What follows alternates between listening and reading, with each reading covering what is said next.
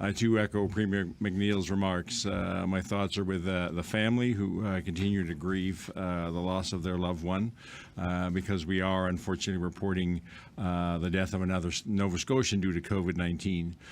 This death was a woman in her 70s with underlying medical conditions. She actually, from Central Zone, she actually passed away a number of weeks ago. Her death had been under investigation since then to determine if it was actually COVID-related or not, and we've now got the information to make the conclusion that this was actually related to COVID-19. We now have 62 Nova Scotians who have died due to COVID-19. Along with that, we're reporting one new case of COVID-19 and bringing the total number of confirmed cases to 1,060. We do know that this new case is a close contact of a known case, which helps us give us assurance of we know where the person was likely exposed. We have had a few days in the past week with low to no cases, so the news continues to be good. But I want to caution everybody about reading too much into a single day or even a few days. We know we have to watch the epidemiology for a minimum of 2 weeks to understand any one situation. And we have to continue through June and into the summer, even as we reopen things, continue to have a strong focus on easy access to testing, low threshold for testing, and strong follow-up of any positive cases, and an overall strong focus on ongoing monitoring of the epidemiology. We know that the QE2 lab, they processed 578 tests yesterday. We have one licensed long-term care home that has active COVID-19, which is Northwood, as people know. And now we're down to one. They have a single resident who is considered an active case. So we continue to make progress at Northwood. Again, while all this is good news, things are trending in the right direction. We have to be careful. We need to be continuing to take a very measured and cautious approach as we move into recovery. I need to emphasize that anybody feeling unwell or that should actually think about going to the 811 online assessment. We have a broad range of symptoms now that if people have those symptoms that are new or worsening of chronic symptoms, then they should actually be looking to get a test for COVID-19. We know that COVID presents in quite a diverse manner in a number of different symptoms. So if you're unsure at all, if you're feeling unwell, we really encourage people to do that 811 online assessment, and you'll get further direction about testing from there. I know there's been a number of questions over the last few days about data, and we have been working to resolve those, and we have the solution. And so I want to just help people understand why we've had some of those challenges. At the very beginning of COVID, we knew we needed to get immediate information that we could report publicly very quickly, and we used our lab information, the number of cases coming from our lab. At the same time, we were in the process of finalizing the implementation of our public health information Panorama, but the lab information had not yet been integrated into that Panorama system.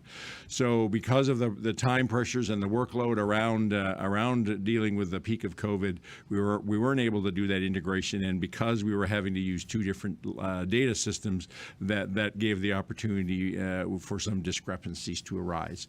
We have now been able to finalize the integration of the lab information into Panorama, and the good news of that, we are the first province in the country to actually do that full integration of lab information of notifiable diseases being fully integrated into the public health electronic information system. So that is the good news. It also means that Panorama is now our single source of data, and starting tomorrow, we'll be able to reconcile some of the inconsistencies that people have seen, and starting to produce that what I call the gold standard of accurate information coming from Panorama. So that will be starting tomorrow.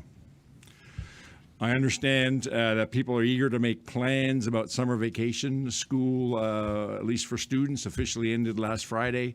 People are thinking about being able to get out and about more as we move out of the first wave of COVID.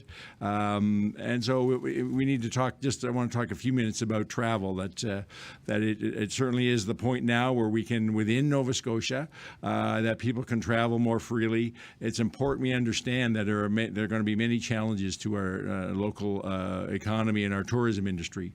So this year is going to be a year of really, we encourage people to actually do your vacation at home within Nova Scotia, travel around the province, doing that safely, but at the same time supporting our local economy and in communities around the province.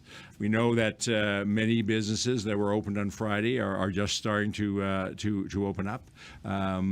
That it's important that we support those businesses, but it's also important that we understand that Friday was a very big day. By opening up a lot of things on the business side, we have necessarily introduced some increased risk of COVID-19 recurring. So we need to watch things over the next couple of weeks. We have had on 2 consecutive weekends, we've had a single case where we're not clear on where the person would have been exposed, and therefore we have to conclude there was some unknown exposure in the community. So there are still some signs of community transmission in the recent past, and so even though our numbers of COVID-19 are low, that emphasizes the need for us to continue to take a cautious approach. We'll continue to watch the epidemiology closely and monitor things go out throughout June.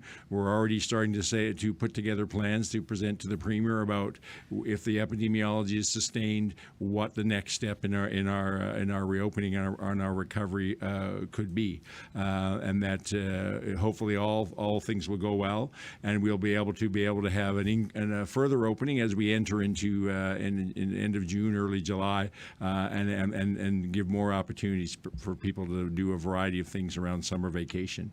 But for now, while we work through that, there's still lots of opportunity. People can go to their cottage, go fishing. Private campgrounds are open next June 15th. Our public campgrounds will be open. Get outdoors. People can go ride a bike, go for a hike. We have restaurants open. People can go with people in their household or their household bubble, going out for dinner.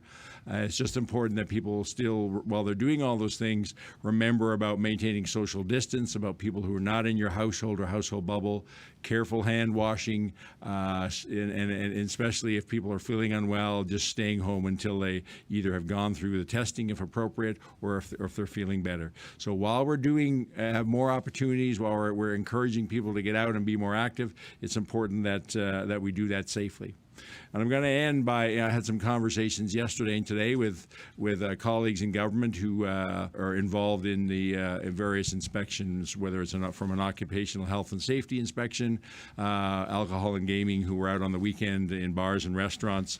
And they're consistently, what they said is that they were impressed with how thorough the plans that businesses have put together to open, but to open safely. And so we're very encouraged about the commitment on the business sector and their work to implement safe plans. But I want to remind people that while that happens, it's equally important that as Nova Scotians we collectively do what we need to do. While we have opening up safe environments, whether it's retail environments, work environments, community opportunity environments, they'll only work if, as Nova Scotians, we go there and we do what we need to do around maintaining social distance, looking after one another, making sure that we're not overcrowding, making sure we're following the rules about staying within our households or household bubbles, focusing on hand washing, staying home if we're not well. It's this collective effort. Businesses, organizations doing what they can do, each Nova Scotian and Nova Scotian family doing what we can do, and it's a collective work that will provide this appropriate level of safety while we work to reopen and recover both our economy and our communities.